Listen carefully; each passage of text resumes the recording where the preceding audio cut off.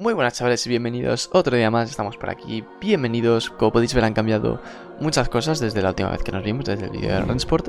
Ahora ya tengo una webcam, ya os puedo mirar a los ojos, aunque esté mirando aquí abajo o esté mirando ahí arriba, no sé dónde está, bueno, yo qué sé, os miro ahí. Nada, han cambiado muchas cosas, tengo una webcam, podéis ver que ya podéis ver el volante con la pegatinita por aquí. Y quería hacer una intro un poco más diferente a lo que hago en los otros vídeos, algo más jorgoso, algo más holgorio, libre albedrío, como dirían muchos, a cambiar de contenido básicamente. Y hoy venía a hablaros de algo muy importante y es la cuestión, bueno, lo habréis visto el título, sobre cómo empezar en las carreras. Y creo que vamos a tocar el primer apartado más importante, que son sobre todo los karts, que es, por así decirlo, lo que cualquier persona se puede permitir a la hora de buscar la forma de iniciarse en este mundo. Y no es misterio cuando digo que lo más importante en el mundo de las carreras no somos nosotros, sino es nuestra cartera, porque ves algunos precios que hay en internet sobre karts nuevos. Estamos hablando de primera mano chasis de marcas como Teca, como son Tony Kart, CRG, Intrepid, marcas que son completamente nuevas, que están trabajando para, en este caso, los que son los pilotos que están compitiendo al más alto nivel, y es normal que veamos estos precios y que nos resulten un poco caros dentro de lo que es la perspectiva de lo que tenemos, a diferencia de los karts de alquiler, que son pues 22 euros la tanda, por lo menos aquí en Valencia, en algunos circuitos, 22 euros la tanda, y algunas carreras 50, 60 euros. Entonces, cuando comparas esos precios entre 5.000 euros un chasis nuevo, solo el chasis, sin motor, sin neumáticos, sin absolutamente nada, y comparas 22 euros una tanda, pues los 22 euros son más atractivos, la verdad. Y hablando de que entre cars de competición y cars de alquiler, no solo los cars de competición son una forma de competir con los demás, también los cars de alquiler hay muchas carreras, como por ejemplo ahora en septiembre, que estamos preparando las que son las 5 horas de Lucas Guerrero en cars de alquiler. Creo que son con los Sodi RS5, si mal recuerdo, que son los de 200, con un motor Honda de 9 caballos de 270 centímetros cúbicos, y vamos a estar compitiendo con esos en las 5 horas ahora en septiembre de Lucas Guerrero, y ya ver qué tal vamos. Es una solución definitiva a los cars de competición, algo más económico, que no tiene tanto precio, que aún así sigue siendo caro, porque creo que son sus 500 euros en inscribirse, pero son mínimo de 3 a 5 pilotos, o sea que también es carito el mundo de los cars de alquiler, o sea, no os libráis de una manera u otra. Junto a lo que quiero llegar con esto, y es entender las diferencias entre un kart de alquiler y un kart de competición, porque muchas veces pensamos que conduciendo coches lentos, rápidos, podemos coger un coche rápido e ir rápidos, pero es muy diferente la cosa. Es decir, los karts de alquiler tienen una forma de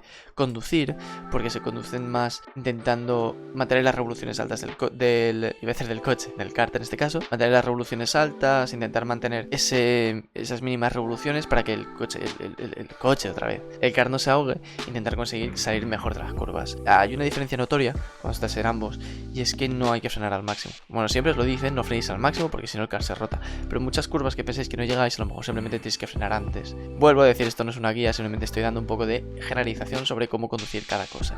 Respecto a los karts de competición ya es mucho más diferente, porque digamos que el modo de conducirlo es algo más con una trasera muy rotativa, por así decirlo. Rota mucho la trasera y tienes que ir modulando mucho el acelerador. No es algo que puedas, como los cars de alquiler, ir acelerando antes del vértice, sino que vas a tener que incluso estar acelerando después del vértice, porque muchos de ellos tienen mucha potencia. De hecho, en este caso la mayor diferencia es que los cars de competición se ubican en 2 tiempos, son motores de 2 tiempos, y los de alquiler son de 4 tiempos. Hay una diferencia notoria a la hora de montarte en uno, y sobre todo diría que es el acelerador, el freno depende, porque el freno hay algunos que tienen freno delantero y freno trasero. Entonces, a nivel de conducción hay que entender estas diferencias notorias y decir que si habéis probado un kart de competición y os veis capaces de poder llegar a tiempos competitivos, como son los tiempos que hay ahora mismo en el campeonato de la Comunidad Valenciana, en el campeonato de España, os animaría a que vayáis a cada circuito que se hace en cada campeonato, ¿vale? Por ejemplo, en el campeonato de la Comunidad Valenciana creo que son, si mal recuerdo, Lucas Guerrero, es también Aspar, son también creo que el kart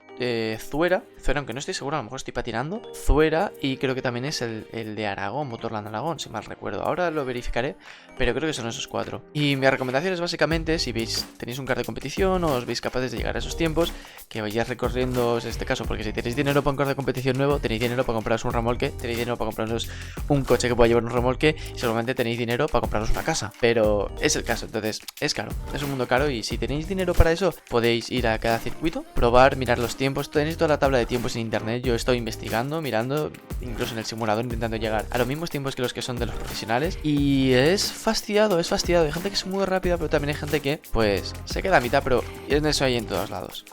Paso número 2. Lo más importante también para empezar a competir en la vida real es la constancia.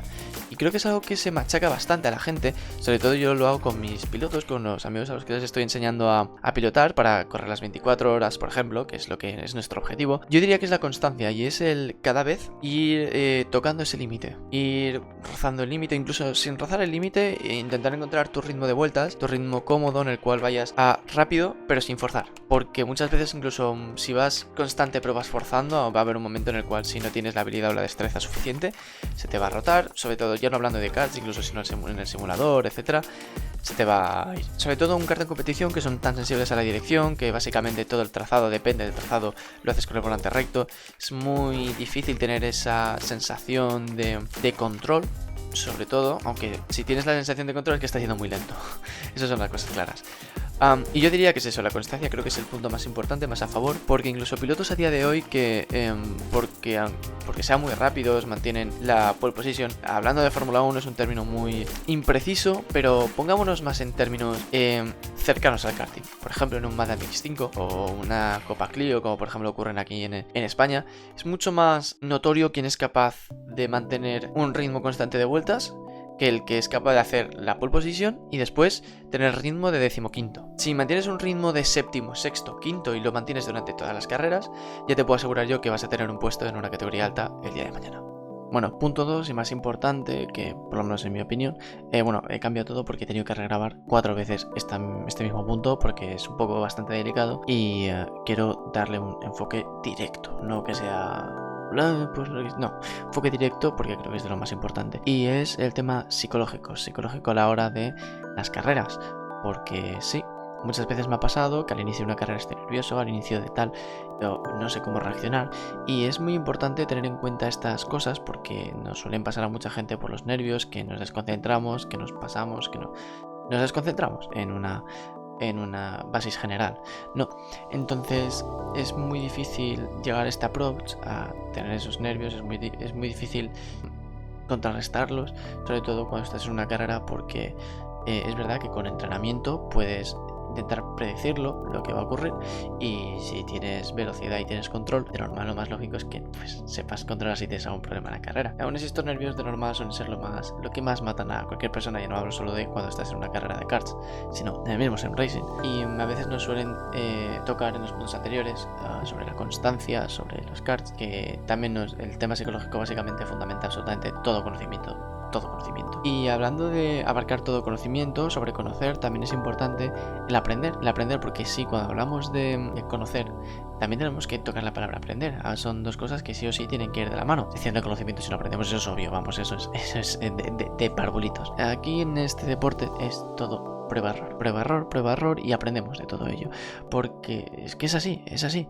Tú no puedes dar una vuelta y hacer una vuelta perfecta ya desde que sales de boxes. No puedes, siempre va a haber un error o siempre te vas a quedar más lejos del tiempo delta o va a haber una vuelta que a lo mejor una curva la hagas frenando más lejos, otra más cerca. Tienes que ir aprendiendo. Y no solo aprender de tus errores, sino también aprender del coche. Porque muchas veces va a haber un coche que desde momento 1 va a estar rindiendo en la vuelta 1 como en la vuelta 7. A lo mejor los neumáticos se van degradando, a lo mejor los neumáticos se van calentando. En el racing, la primera vuelta con los GT3 es ir sobre hielo. Es ir sobre hielo. Tienes suerte de no haberte estampado la primera curva o que te haya venido otro fumado y como no conoce, como no ha aprendido de haber practicado o haber tenido errores, se te lleva puesto la primera curva. Es normal tener estos errores y es de sabio aprender de ellos. Sobre todo siendo este deporte el fundamento principal, que es aprender de nuestros errores, aprender del coche y aprender de nuestros rivales, porque también se puede aprender de ellos.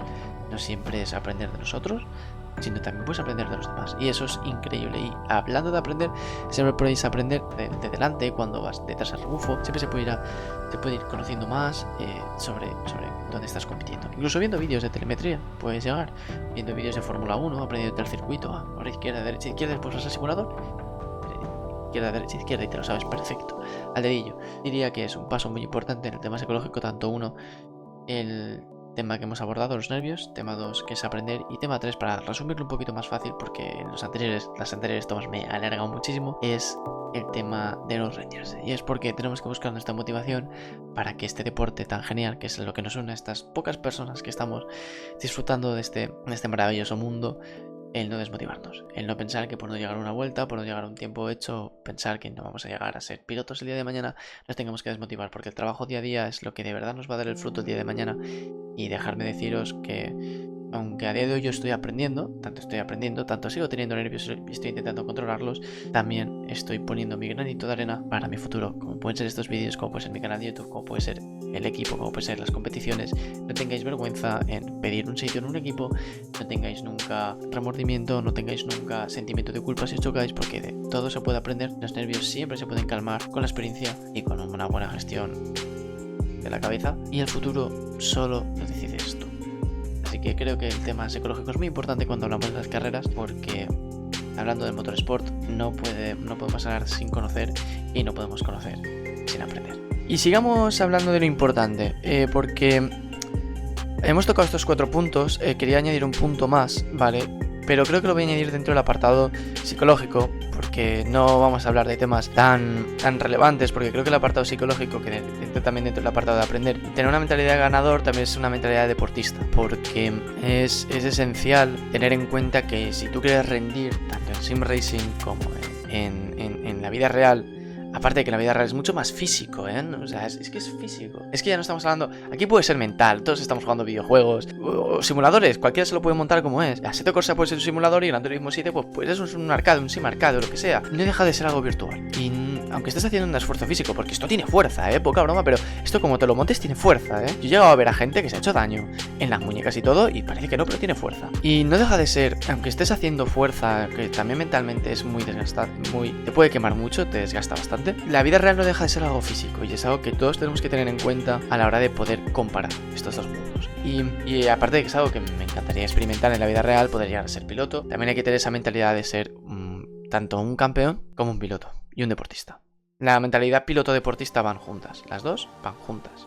Si quieres ser piloto el día de mañana, tienes que ser deportista. Te tienes que cuidarte a ti, tu salud, tu salud mental y sobre todo tener estos conceptos clave bien integrados. A ver, simplemente esta es un poco mi opinión, ¿vale? Sé que me saltan muchos puntos, tocando el tema de la deóntica, tocando el tema también económico, porque creo que no todos queremos escuchar que nuestro kart se rompa y que nos cueste otros 15.000 euros arreglarlo, sobre todo sabiendo que cada neumático cuesta 800 euros el kit nuevo, o sea que...